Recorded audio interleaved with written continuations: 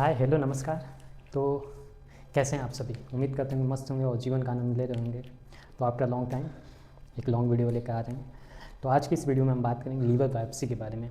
ठीक है, बहुत बड़ा क्लास नहीं होगा, 15 से 20 मिनट का क्लास होगा जिसमें हम पूरा डिटेल में बात करेंगे। अगर आप जीएनएम कर रहे हो, बीएससी नर्सिंग में हो या प्रिपरेशन कर रहे हैं नर्सिंग ऑफिसर के लिए या एमएससी नर्सिंग के लिए, तो आपके लिए बहुत यूजफुल क्लास होगी। तो आइए देखते हैं लीवर बायोप्सी।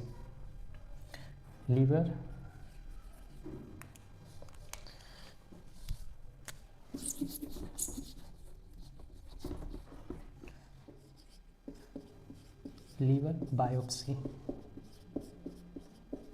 ओके, देखिए जैसा कि आप देख रहे हैं लीवर बायोप्सी। बायोप्सी का नाम सुनते ही दिमाग में ये आता है कि कहीं कैंसर के बारे में तो बात नहीं हो रही है। ठीक है, तो ऐसा कुछ नहीं है।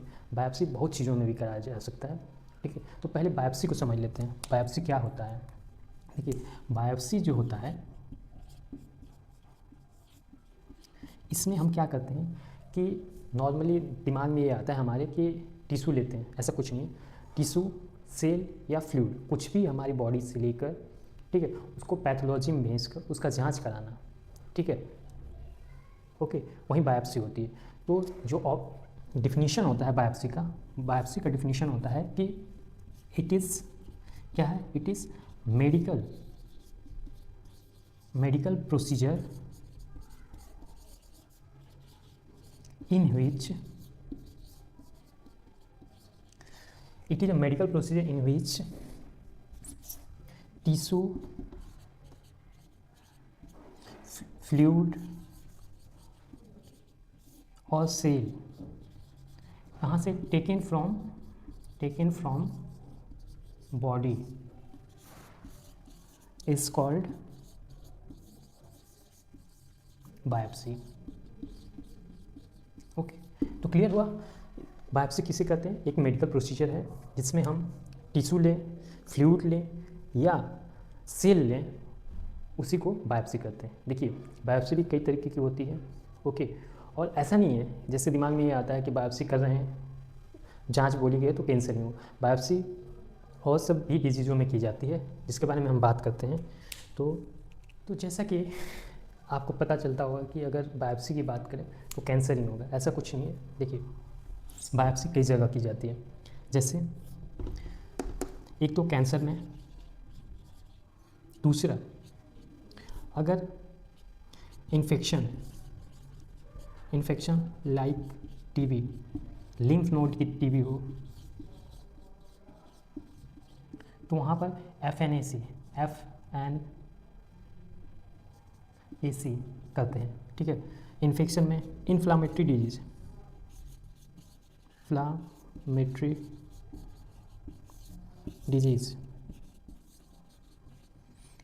डिजीज लाइक हेपेटाइटिस,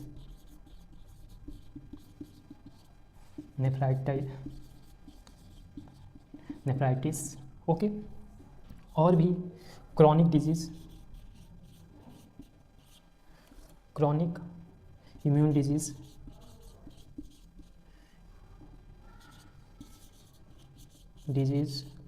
कैसे? Like chronic pancreatitis,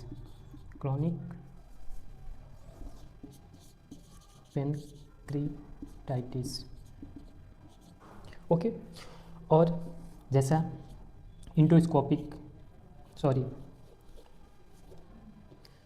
peptic ulcer, इसमें क्या करते हैं? इंडोस्कोपिक बायोप्सी करते हैं। Endoscopic biopsy. तो एक चीज़ आप इस दिमाग से बात को निकाल दीजिए कि बायोप्सी हम ओनली कैंसर में ही करते हैं, इन डिजीज़ों में भी हम बायोप्सी कर सकते हैं और की भी जाती है। ठीक है, अब थोड़ा सा हम बात कर लेते हैं टाइप्स ऑफ बायोप्सी के बारे में। थोड़ा सा मैं ये इसलिए बता रहा हूँ कि जो कन्फ्यूजन रहता है कि बायोप्सी ओनली कैंसर में की जाती है या कुछ, तो उसके बारे में।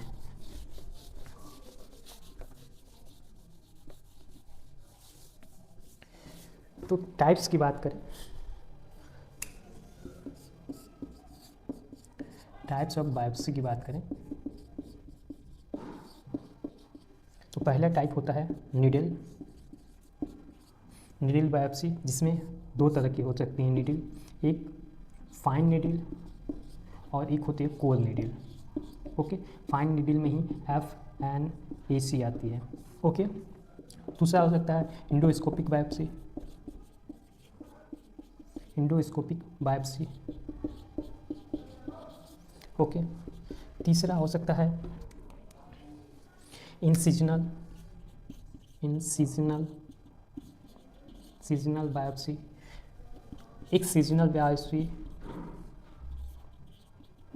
देखिए इंसिजनल में एक स्मॉल और छोटा पार्ट लेते हैं, जबकि एक सीजनल जैसे ओपन सर्जरी होती है उसमें से एक बड़ा पार्ट लेकर हम बायोप्सी के लिए भेजते हैं लेबोरेटरी में, और इंसिजनल में छोटा पार्ट भेजते हैं। ठीक है, तो ये सब टाइप भी हैं इंसिजनल एक्सिजनल। अगर मान लीजिए स्किन के बारे में कुछ हमें पता करना है, ठीक है, तो सेब बायोप्सी करते हैं उसमें। किसमें? सेब बायोप्सी। आप स्किन OPD में जाएंगे तो वहाँ पर स्किन की डिजीज होती है, तो एक ब्लेड होती है, नॉर्मली ब्लेड, ठीक है, उसको ऐसे रब करके एक स्लाइड पर लेते हैं और उसका हम एग्जामिनेशन करते हैं। ये सेब बायोप्सी नॉर्मली अभी इन मॉडर्न टाइम सबसे ज़्यादा कॉमन यूज करने वाली जो बायोप्सी है वो है पंच बायोप्सी। तो इतने तरह की बायोप्सी भी होती हैं और भी टाइप होते हैं, ये मेन टाइप हैं। तो अब हम बात करेंगे लिवर बायोप्सी। अब बायोप्सी आप समझ गए होंगे टाइप और कब कब कर सकते हैं वो भी समझ गए होंगे। अब हम बात करेंगे आपका लिवर बायोप्सी के बारे में। तो आइए देखते हैं लिवर बायोप्सी।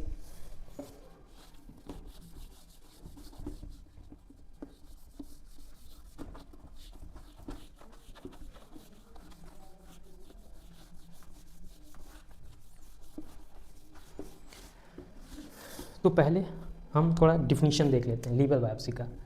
क्या definition?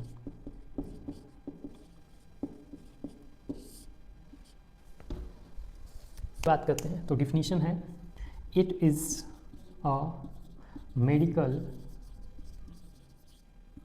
Procedure in which a small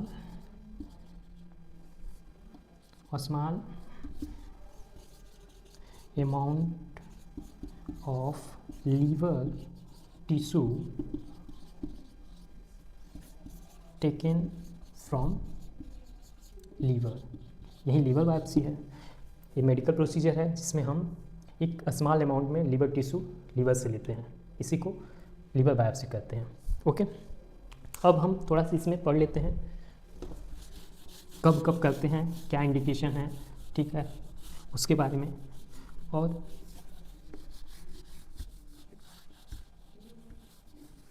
क्या प्रिकॉशन है और क्या कॉन्ट्रा इंडिकेशन है। तो इसमें हम क्या क्या पढ़ लेंगे, और इंडिकेशन, पर्पज़ क्या है आपका, पर्पज़, प्रिकॉशन, और हम पढ़ लेते हैं इसमें कॉन्ट्रा इंडिकेशन। क्या क्या? Contra indication. ओके, तो एक चीज़ पढ़ते हैं पहले, इंडिकेशन कब कब कर सकते हैं। इंडिकेशन क्या हो सकता है? इंडिकेशन यही लीवर कैंसर हो, क्या हो, लीवर कैंसर या लीवर सिरोसिस, लीवर सिरोसिस, ठीक है। पर्पज क्या हो सकता है भैया? दो ही पर्पज हो सकते हैं, ठीक है, या तो साइटोलॉजिकल एग्जामिनेशन करना हो या हिस्टोलॉजिकल एग्जामिनेशन करना हो। क्या? साइटोलॉजिकल एग्जामिनेशन करना हो। साइटोलॉजिकल एग्जामिनेशन का मतलब होता है सेल का एग्जामिनेशन, स्टडी ऑफ सेल। क्या होता है? Study of cell. Histological examination करना हो, हिस्टोलॉजिकल एग्जामिनेशन करना हो सकता है। इसमें हिस्टोलॉजिकल एग्जामिनेशन में हम क्या करते हैं? Study of tissue, study of tissue. Okay, तो इंडिकेशन क्या क्या है, कब कब हम लिवर बायोप्सी करते हैं, लीवर कैंसर हो या लीवर सिरोसिस हो। पर्पज़ क्या हो सकते हैं, हम क्यों करना चाहते हैं, पर्पज़ हमारा क्या है, तो पर्पज़ यही हो सकता है कि उसका साइटोलॉजिकल और हिस्टोलॉजिकल एग्जामिनेशन का, सेल और टिश्यू का एग्जामिनेशन करने के लिए। किसका? लीवर का। प्रिकॉशन प्रिकॉशन लीवर बायोप्सी करने से पहले कुछ प्रिकॉशन लिए जाते हैं। वो प्रिकॉशन क्या क्या हैं पहले जान लेते हैं। बिफोर लीवर बायोप्सी हम injection vitamin K single dose 1 week before procedure देंगे, 1 वीक बिफोर प्रोसीजर। दूसरा, हम चेक कर लेंगे क्या क्या? Bleeding time, clotting time and platelet count. तो इन चीज़ों का भी हम चेक कर लेंगे कि ब्लीडिंग टाइम क्या है, क्लॉटिंग टाइम है, प्लेटलेट का अमाउंट कितना है, क्योंकि प्लेटलेट और ये सब अगर ऊपर नीचे हुए रहेंगे तो ब्लीडिंग के चांस बढ़ेंगे। तो कॉन्ट्रा इंडिकेशन में इसी के बारे में हम बात करेंगे। प्रिकॉशन आप जान गए कि प्रिकॉशन क्या क्या लेना है कि सिंगल डोज विटामिन के का 1 सप्ताह पहले देना है, और बिफोर प्रोसीजर आपको ब्लीडिंग टाइम, क्लॉटिंग टाइम और प्लेटलेट काउंट चेक करना है। ठीक है, तो आइए देखते हैं कॉन्ट्रा इंडिकेशन कब कब नहीं कर सकते हैं। कॉन्ट्रा इंडिकेशन की बात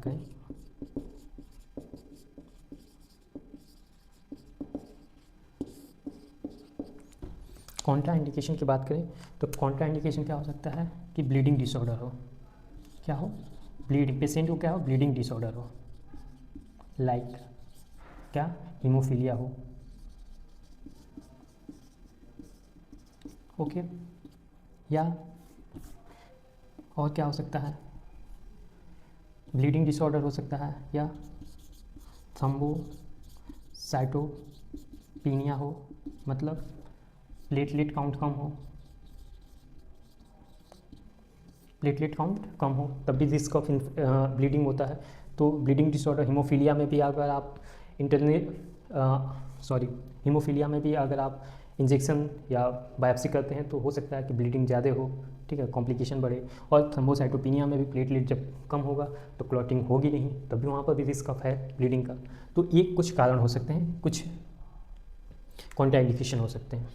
तो आइए अब देखते हैं थोड़ा सा हम इसमें कॉन्ट्रा इंडिकेशन के बाद प्रोसीजर के बारे में।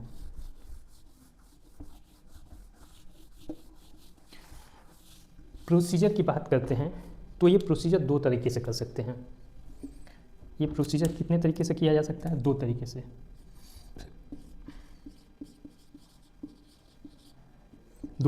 एक ओपन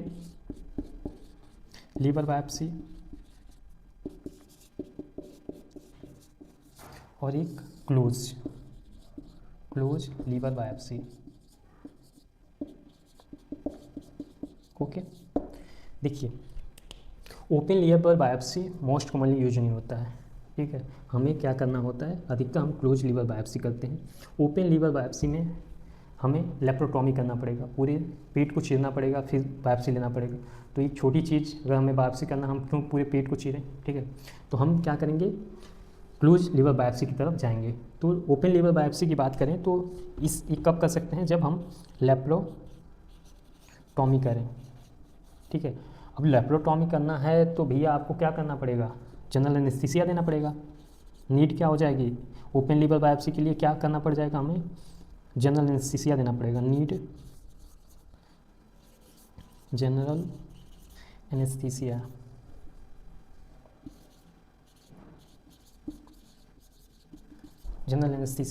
और पेशेंट को जब जीए देना होता है तो एनपीओ करना पड़ेगा 8 से 12 घंटा पहले। क्यों? Risk of aspiration.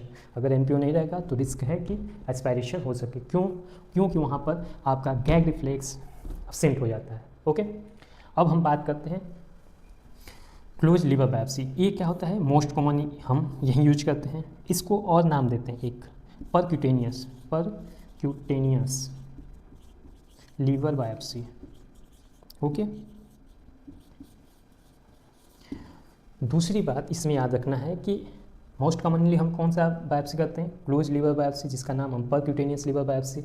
अब देखिए इसमें हमें कोई ज़रूरत नहीं होती जनरल एनेस्थीसिया की। इसमें हम किस में करते हैं, लोकल एनेस्थीसिया में करते हैं। इसमें लोकल एनेस्थीसिया में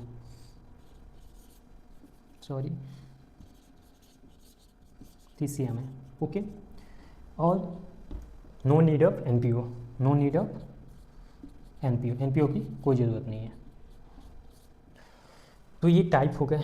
हम अब बात करेंगे वल्निक किसके बारे में, क्लोज लीवर बायोप्सी में के बारे में बात करेंगे, ठीक है। तो इसमें कौन सा नीडल यूज़ होगा, ठीक है, क्या पोजीशन होगा और क्या कॉम्प्लिकेशन हो सकते हैं, कहाँ हम नीडल इंसर्ट करेंगे, ठीक है, आफ्टर प्रोसीजर क्या प्रिकॉशन लेना है। तो आइए देखते हैं। आपको क्लास अच्छी लगे, समझ में आए तो प्लीज़ कमेंट करिएगा और मेरे चैनल को सब्सक्राइब कर लीजिएगा अगर अच्छा लगे तब। अब मैं कोशिश करूँगा कि डेली क्लास डालने के लिए, ओके।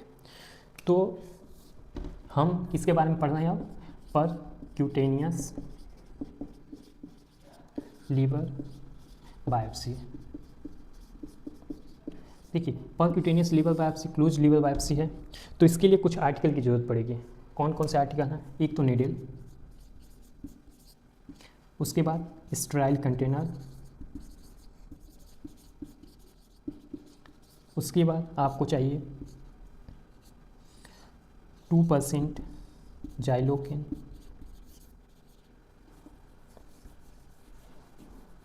लिग्नोकिन और 10% फॉर्मलिन। ये क्यों चाहिए, लोकल एनेस्थीसिया के लिए। और ये क्यों चाहिए, फॉर प्रिजर्वेटिव। इसी में हम सैंपल डीप करके लेबोरेटरी में भेजेंगे for as a preservative, okay. तो ये चीज़ें आपको चाहिए। देखिए, नीडल 16 गॉज की होनी चाहिए। और जो नीडल हैं, दो तरह की नीडल आती हैं, उनका नाम है, ये क्वेश्चन आया हुआ है, बार बार यहाँ से क्वेश्चन आया हुआ है, ठीक है। तो नीडल जो होंगे उनके नाम हैं, एक का नाम है सिल्वरमैन और एक का नाम है मैनघिनी, ठीक है। तो कौन कौन सी नीडल है, 16 गॉज की नीडल चाहिए आपको। और उस नीडल के दो नाम हैं, दो नीडल हैं, एक सिल्वरमैन और एक मैनघिनी नीडल्स, ओके। तो ये आपके आर्टिकल हो गए। अब हम कुछ लीवर के पोजीशन के बारे में पढ़ लेते हैं, उसके बाद हम पेशेंट को जब बायोप्सी करेंगे तो क्या पोजीशन देंगे उसके बारे में बात करेंगे। तो आइए देखते हैं। देखिए, आपको पता है कि लीवर जो है हमारे बॉडी का लार्जेस्ट ग्लैंड है, ओके। वो कहाँ होता है, राइट हाइपोकैंड्रियम रीजन में होता है। कहाँ होता है, राइट हाइपोकैंड्रियम रीजन में। तो इसका मतलब हम प्रिक भी कहीं करेंगे तो राइट हाइपोकैंड्रियम रीजन में ही करेंगे, ठीक है। तो आइए देखते हैं कि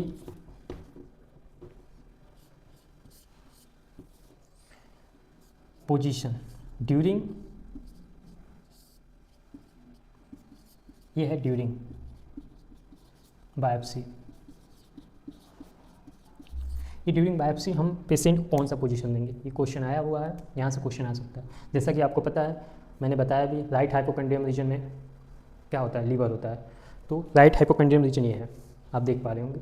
तो हम पेशेंट को सुपाइन पोजीशन देंगे, उसके साथ ही ये जो हाथ है, राइट हाथ, वो हम पीछे अंडर द हेड ले जाएंगे और एक पिलो हम उसके बटक के नीचे लगाएंगे। ऐसा क्यों, देखिए, ये राइट हैंड पीछे ले जाने से क्या होगा, जो इंटरकोस्टल स्पेस है वो इंक्रीज करेगा, और जो बटक के नीचे पिलो लगाने से फ़ायदा क्या होगा कि ये जो एरिया है वो प्रोमिनेंट हो जाएगा। तो समझ में आया क्यों क्या कर रहे हैं। तो देखिए, पोजीशन इसमें क्या होगा, supine with right hand under the head and उसके साथ साथ हम क्या करेंगे, a pillow placed under buttock, right side of buttock. कहाँ, राइट साइड ऑफ बटक। इससे क्या होगा, देखिए, जो इससे क्या होगा कि एरिया क्या होगी, प्रोमिनेंट हो जाएगी। और इससे क्या होगा कि right hand under the head, इससे क्या होगा आपका कि जो इंटरकोस्टल स्पेस है, इंटरकोस्टल स्पेस इंक्रीज कर जाएगा, इंक्रीज करेगा। अगर इंक्रीज हो जाएगा तो हमें नीडल डालने में सहूलियत होगी, आराम से हम नीडल डाल सकते हैं। ओके, तो ये पोजीशन हो गया। अब ड्यूरिंग प्रोसीजर हम कुछ इंस्ट्रक्शन देंगे पेशेंट को। क्या देंगे? इंस्ट्रक्शन। और जैसा कि आपको पता ही होगा कि हम नीडल का यूज कर रहे हैं, तो नीडल कहीं तो डालेंगे ना, अभी तो ऐसा कुछ बताया नहीं मैंने। तो वो नीडल कहाँ डालेंगे? तो वो नीडल हम डालेंगे, नीडल को हम इंसर्ट करेंगे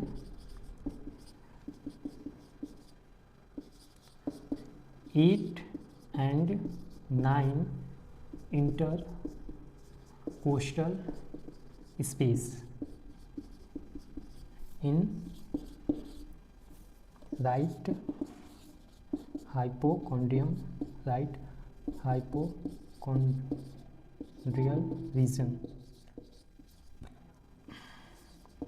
राइट हाइपोकॉन्ड्रियल रीजन में हम नीडल को इंसर्ट करेंगे।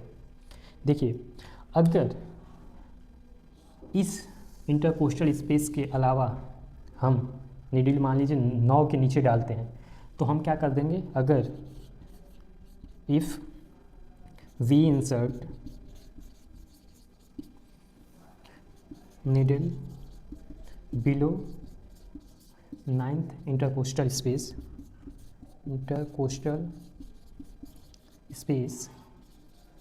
तो ये क्या करेगा? ये डायफ्राम को इंजर करेगा। क्या करेगा? डायफ्राम को इंजर करेगा।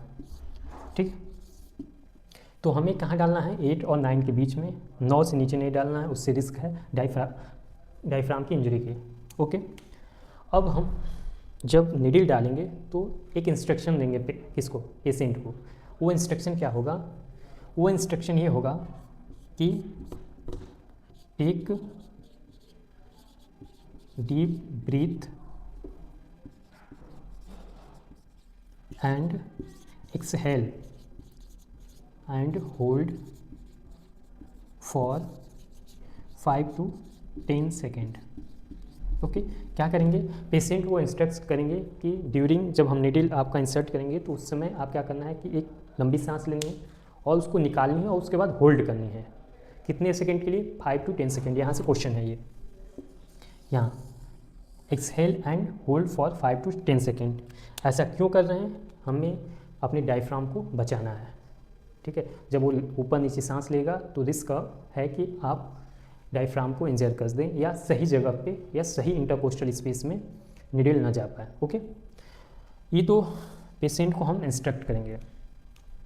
अब आफ्टर प्रोसीजर हम कुछ लिख लिया होगा आप लोगों ने।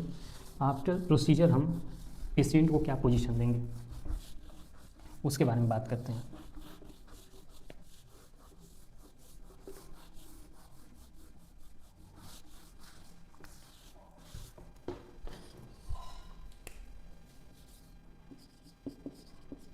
आफ्टर प्रोसीजर पेशेंट को क्या पोजीशन देंगे? आफ्टर प्रोसीजर पोजीशन हम देंगे पेशेंट को, कहाँ है? लीवर राइट साइड में, तो हम राइट लेटरल पोजीशन देंगे। क्या देंगे? Right lateral position.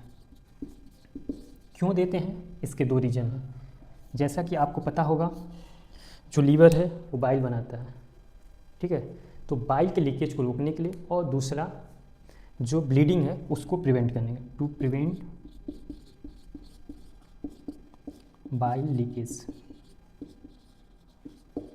ये फर्स्ट प्रायोरिटी होगी आपकी। सेकेंड प्रायोरिटी होगी टू प्रिवेंट ब्लीडिंग। तो आफ्टर प्रोसीजर हम राइट लेटरल पोजीशन देंगे। क्यों? कि बाइल का लीकेज रोक सकें, दूसरा प्रिवेंट ब्लीडिंग। ओके, अब कोई भी हम प्रोसीजर करते हैं तो उसके कुछ ना कुछ कॉम्प्लिकेशन होते हैं। तो इसका मोस्ट कॉमन कॉम्प्लिकेशन जो होता है, कॉम्प्लिकेशन इसका जो होता है वो होता है फर्स्ट ब्लीडिंग। क्या होती है? ब्लीडिंग मोस्ट कॉमन कॉम्प्लिकेशन होता है।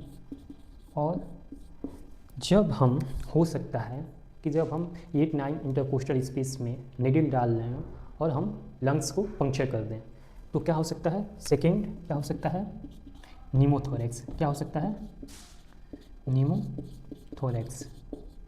न्यूमोथोरैक्स मतलब air in pleural cavity. Okay, तो ये कॉम्प्लिकेशन हो सकते हैं।